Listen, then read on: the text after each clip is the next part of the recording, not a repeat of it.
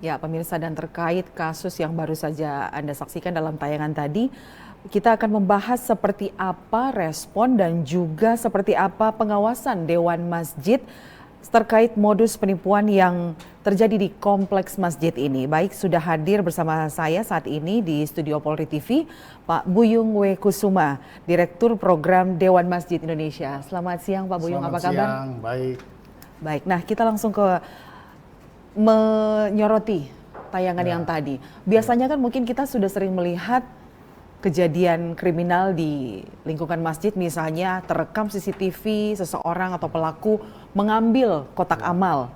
Itu sudah sering terjadi. Tapi yang baru-baru ini adalah pelaku menempelkan atau memalsukan, mengkamuflase kode kris bank untuk rekening masjid tersebut. Tanggapan Dewan Masjid setelah melihat kasus ini? Ya, jadi sebelumnya saya mau berterima kasih dulu kepada Polri. Bagaimana kita sekarang betul-betul yakin bahwa Polri ini menjaga kita, menjaga tempat-tempat ibadah, khususnya masjid. Karena ketika kami pertama kali melihat yang viral itu, bahwa ada yang mengganti kiris di celengan masjid, nah, kita juga sebenarnya sudah khawatir dan ingin mengadukan, tapi ternyata polisi lebih cepat. Lebih cepat ya. Jadi kita sangat bersyukur karena sudah ditangani sama polisi dan tidak dalam waktu singkat sudah ditangkap pelakunya. Dan ini dalam kasus ini menunjukkan bahwa setiap perubahan teknologi, kemajuan teknologi, ternyata kejahatan juga mengikuti, semakin maju. Nah, kalau dulu kita lihat ada kejadian celengan yang dibawa kabur. Nah, ini sekarang karena masjid juga sekarang sudah melakukan digitalisasi masjid. Jadi setiap jemaah disediakan QR, kiris khusus Indonesia ini transaksi bahwa kalau mau menyumbang bisa pakai kiris. Nah, ini kita memang tidak antisipasi bahwa akan ada yang menempel ulang. Kejadian seperti ini ya. Kejadian baru betul. Mudah-mudahan ini hanya pelaku ini saja dan tidak terulang. Dan ini juga menunjukkan bahwa Dewan Masjid sangat berharap semua masjid memasang CCTV. Kita tidak tahu kejadian apa lagi. Dan itu kita sudah lakukan. Dewan Masjid biasanya kalau ada kejadian begini, kami akan memberikan surat imbauan kepada pimpinan DMI di daerah, di provinsi, untuk mengingatkan kepada masjid-masjid. Jadi protapnya mungkin sekarang hari ini masjid yang sudah melakukan digitalisasi dan itu sudah meluas. Di daerah pun sekarang pakai QR code. Jadi di tingkat kabupaten pun pakai QR code. Ini semua akan mengecek apa benar QR-nya yang masih terpasang. Kalau ada ditemukan yang berbeda, misalnya palsu, ternyata itu QR dari orang lain, maka itu akan didata dan kita mungkin akan laporkan ke polisi. Ya, terkait kasus penggantian kris barcode yang ada di masjid itu, apakah hingga saat ini Dewan Masjid Indonesia sudah punya data ada berapa masjid yang mengalami ibaratnya menjadi korban terkait penipuan ini? Karena dari hasil wawancara kami kemarin, pihak kepolisian Polda Metro Jaya mengatakan bahwa pelaku menempelkan sekitar 38. Jadi ada 38 titik yang ditempelkan nomor rekening pribadinya. Betul. Jadi saya yakin bahwa si pelaku ini dia memakai sistem bahwa memasang QR lebih banyak, maka dia akan mendapatkan lebih banyak. Mudah-mudahan ini tidak dicontoh oleh siapapun. Sampai hari ini kita dalam proses berkomunikasi dengan pimpinan DMI di daerah di seluruh Indonesia untuk mendata. Mudah-mudahan tidak terjadi secara luas karena saya yakin pelakunya ini baru satu. Ini memang tidak banyak orang berpikir begini. Karena ini sebuah kemudahan, tetapi kemudahan ini dipakai untuk kejahatan. Tapi kesempatan ini saya mengimbau kepada seluruh jamaah juga bahwa kita harus berhati-hati ketika kita mau menyumbang masjid atau apapun.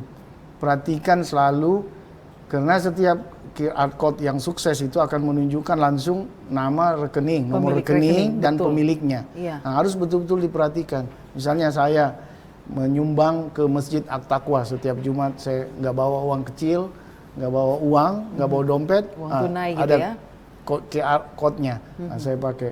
Nah, begitu terlihat di situ langsung sebenarnya Masjid At-Taqwa nomor rekening sekian.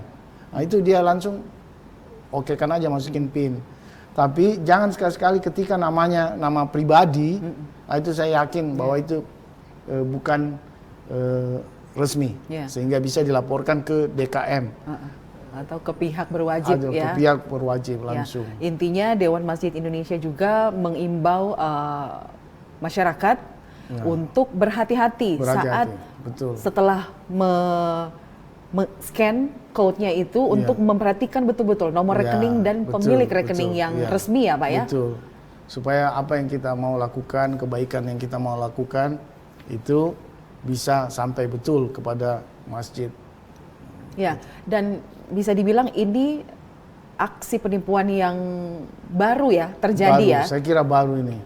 Jadi memang cukup kreatif bahwa memanfaatkan kemudahan ini karena bisa saja dia tutupin yang justru yang aslinya. Betul. Tetapi dia nggak sadar bahwa itu sangat gampang sekali dikenali. Iya. Jadi gampang sekali dikenali. Pertama masjid juga kebanyakan, apalagi masjid yang punya digitalisasi itu rata-rata juga punya sistem keamanan CCTV. Iya, ini betul, juga luar biasa. Jadi langsung ketahuan. Dan paling gampang lagi adalah seandainya tidak ada CCTV, rekening dia akan gampang terlacak. Betul. Karena ada nama bank, ada nomor rekening, ada datanya dia di situ. Iya, karena pihak Polda Metro Jaya juga mengatakan pelaku cepat teridentifikasi karena terekam CCTV melalui face recognition ya untuk mengenali wajah pelaku. Itu luar Jadi biasa. dia setidaknya selang 3 hari pelaku sudah ditangkap. Nah, itulah. Ini masyarakat juga harus tahu ini, apalagi yang mau berniat berbuat kejahatan.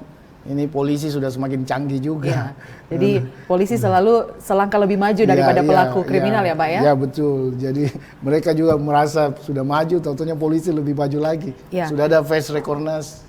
Ya, kalau menurut Pak Buyung, ada imbauan juga dari pihak perbankan mungkin karena polisi juga kan sedang melakukan koordinasi dengan pihak perbankan. Ya, saya kira pihak perbankan tentu bisa mengedukasi masyarakat. Karena ini kan termasuk sebuah produk perbankan yang sekarang lagi tren dan sangat memberikan memudahkan dan bank juga memperoleh keuntungan yang besar bahwa dana itu akan langsung tersalurkan di bank. Ini kan mengedukasi masyarakat juga bahwa menabung. Jadi kita berharap juga pihak bank juga ikut mensosialisasikan bagaimana penggunaan QR code yang aman, bagaimana betul-betul data yang mengajukan rekening itu juga. Kalau itu sih saya sudah pasti bahwa bank itu sangat ketat dalam pembukaan rekening. Betul. Jadi ingatlah kalau kejahatan mau coba-coba masuk soal rekening apa itu pasti identitasnya akan ketahuan. Sangat cepat untuk dilacak. Iya, jadi lebih bagus urungkan niat untuk berbuat jahat lah. Ya, Pak Buyung, mungkin bisa Anda tekankan lagi imbauan Anda dari pihak Dewan Masjid Indonesia kepada warga masyarakat, terutama dalam bulan Ramadan ini menjelang Lebaran di saat mereka ingin berbuat amal dan juga tapi harus penuh kehati-hatian dalam melihat misalnya di sebuah masjid itu ada QR code, jadi harus lebih teliti. Silakan Pak Buyung. Benar, jadi kita berharap ini kan bulan baik, bulan Ramadan. Pasti semua masyarakat, khususnya umat Islam, pasti selalu ingin untuk menyumbang, ingin untuk bersedekah. Dan itu salah satu salurannya adalah lewat masjid. Terutama sholat hari Jumat, tarwih dan sebagainya. Tapi dengan adanya kasus ini, kita juga terbuka bahwa tidak menutup kemungkinan ada apa yang kita mau sumbangkan salah sasaran, masuk ke orang jahat. Makanya kita harus hati-hati. Jadi sehingga kita setiap melakukan QR code, memperhatikan pemilik rekeningnya. Apa benar pemilik rekeningnya itu adalah masjid tersebut. Kalau dia nama pribadi, tolong atau tidak terkait dengan masjid, tolong sampaikan ke DKM atau pengurus masjid atau langsung ke pihak kepolisian. Langsung di capture, dilaporkan. Baik. Dan polisi pasti akan bertindak kurang dari 24 jam saya kira.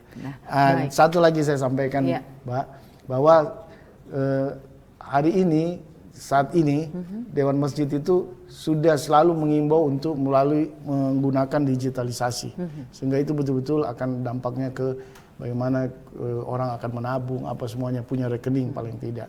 Kalau itu iya, juga, ya. Transparansi juga. Dan Dewan Masjid sendiri sudah membuat sebenarnya digitalisasi masjid. Kita sudah punya aplikasi Dimas, Digital Masjid Indonesia, di mana itu semua masjid, jadi semua orang dimanapun bisa menyumbang masjid dimanapun di Indonesia. Itu kita sedang bangun dan sudah jadi.